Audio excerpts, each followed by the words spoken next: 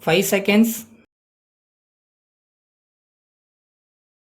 Start. Mr. Deputy Speaker, sir, I have no doubt that you will all agree with me when I say that the framing of the budget in the present context could not have been a light task for the ministry. The ministry have to grapple with several difficult post-war problems. The three shortages that have emerged out of the war are the shortage of food, shortage of cloth, and shortage of housing. There are other problems also which require urgent and serious consideration. They are the demand for increased wages as a result of the high prices and unemployment due to cessation of wartime activities. New and additional sources of revenue have to be found to meet the pressing needs of the present and for the large-scale demands of the future in regard to post-war schemes of development. I think, sir, these are the essential tasks which face the ministry at this juncture. Let us briefly consider how they have been tackled in the budget. Regarding shortage of food and cloth, the ministry have taken several measures and the success of these measures are being watched with anxious interest all over the state. It is our duty to give our hearty cooperation to the ministry in the efforts they are making to tackle these two difficult questions.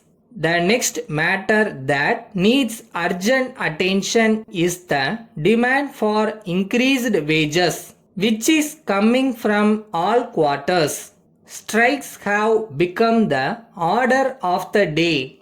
This demand is the natural outcome of the high prices and increased cost of living that we are having at present.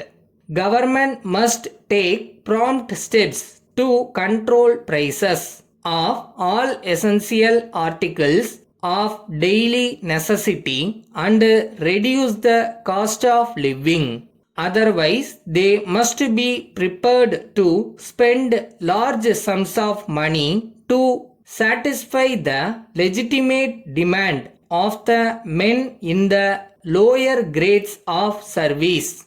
If government do not control prices, they will have to incur huge expenditure for raising the wages of their low paid employees. By doing so, they will be depleting the budget and they will find it very difficult to provide sufficient finance for the many schemes of development which are so vital to the welfare of our country. Labor unrest has become a grave menace to the peace and prosperity of the country at present.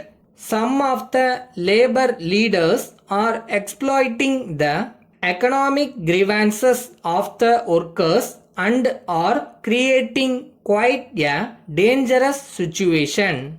All the same, this ministry must remember its obligation to labor and they must fulfill our party's election pledge to improve the lot of the common man. Strikes should be averted and not allowed to occur. We must have an effective machinery of conciliation to deal with disputes as they arise. More than that, we must try to prevent strikes by promoting well-considered schemes of labor welfare. It is said, sir, that the main cause for many of the ills from which we have been suffering is only overpopulation. Letter dated 10th August 1976 from the Director, National Trading Company, Madras, to the Postmaster General, Madras. Dear Sir, I welcome the recommendation of the Postal Advisory Committee to introduce Sunday delivery of articles. I am also happy to learn that you yourself are in favor of this system.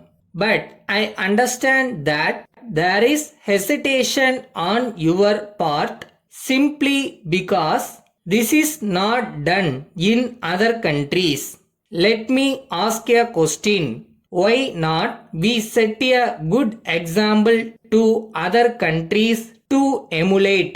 It is my duty to point out that if this system is introduced, many commercial concerns which work on Sundays and close on a weekday for obvious reasons, the public and the press will be benefited. India has made a beginning in the right direction to work on all days of the year. You have abolished the system of express delivery last year. Despite the hue and cry by the public against the abolition of this established and very useful public utility service, it is time Sunday postal delivery is restored. May I hope that you will be pleased to pay due attention to my appeal. Thanking you, yours truly.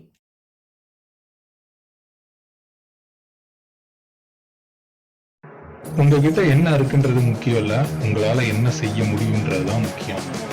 ஞாபகம் வருகிறதா?